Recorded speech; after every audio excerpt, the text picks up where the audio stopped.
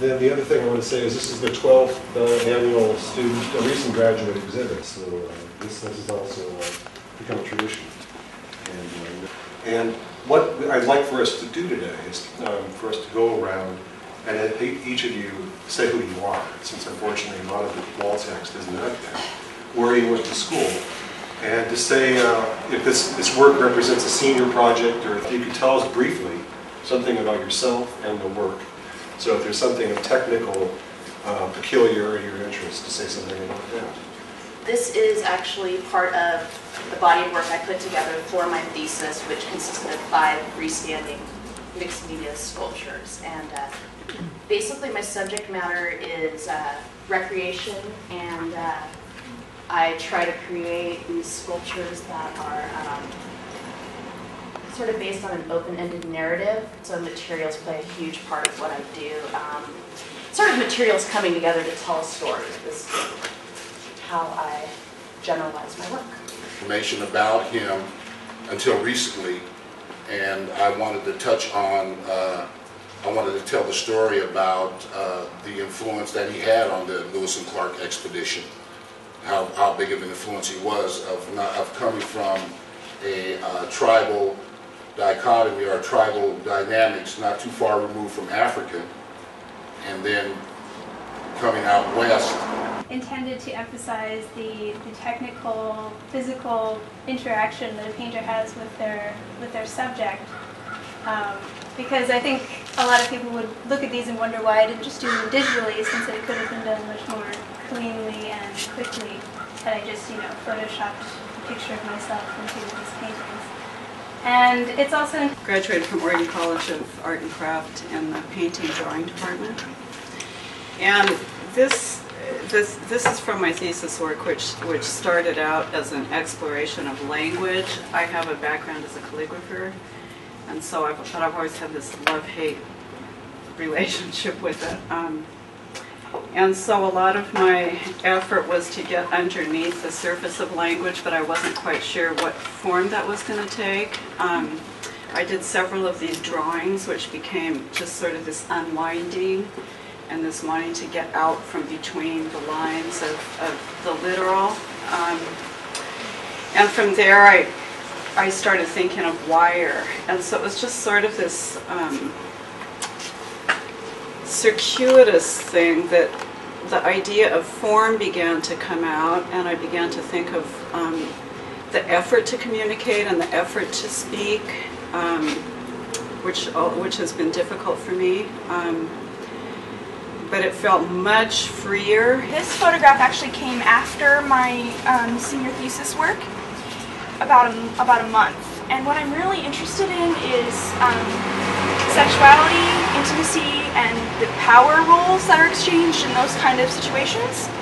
And at the time when I was making my senior thesis work, I was doing these big, abstract sculptural pieces, these that are kind of human, kind of alien things.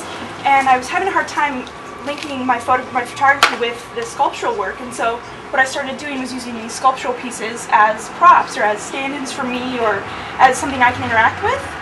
And this series came out of that. This piece came out of that kind of interplay. And what I'm really drawn to about it is that strong light. I'm really interested in that high contrast, almost blown out in areas of the photograph. And at the same time, it takes you a little while to figure out that maybe that's not a human thing laying next to me, and you're not sure what that's a piece of tape. You're not sure what that is. Graduated with my MFA from the Painting and Drawing Department at U of O in Eugene. And this was a piece called Wall Cloud that ended up in there. I'm really interested in those spaces in between spaces, doorways and mirrors, frames, that kind of liminal space that becomes a transitional barrier where we kind of, our perception of which side of the glass we're on helps us define that space for ourselves. And that changes very dramatically based on your own perception.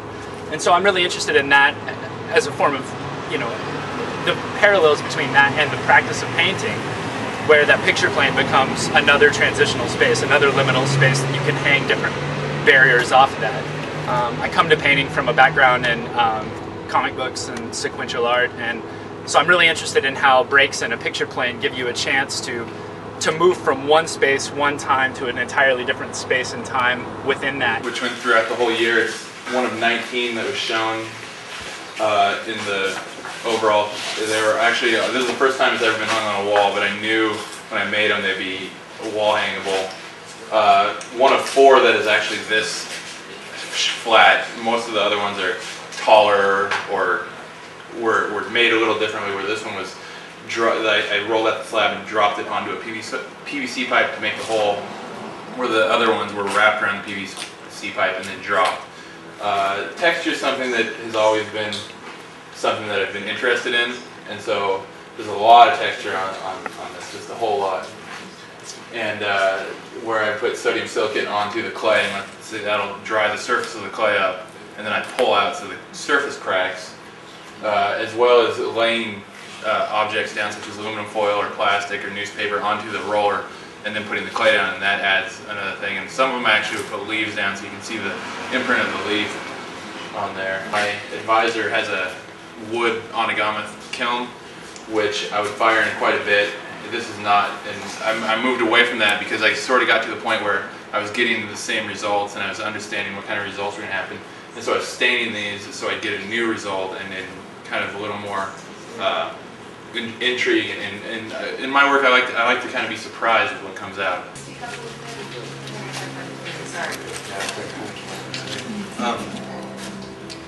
Yeah, so emotional landscapes, sort of disjunctive narratives, because there's not really a clear story. I kind of think if I knew exactly what I was talking about, I would write a book. So with painting, it's a fun way for me to just sort of throw images together, see what they look like when they're laid out.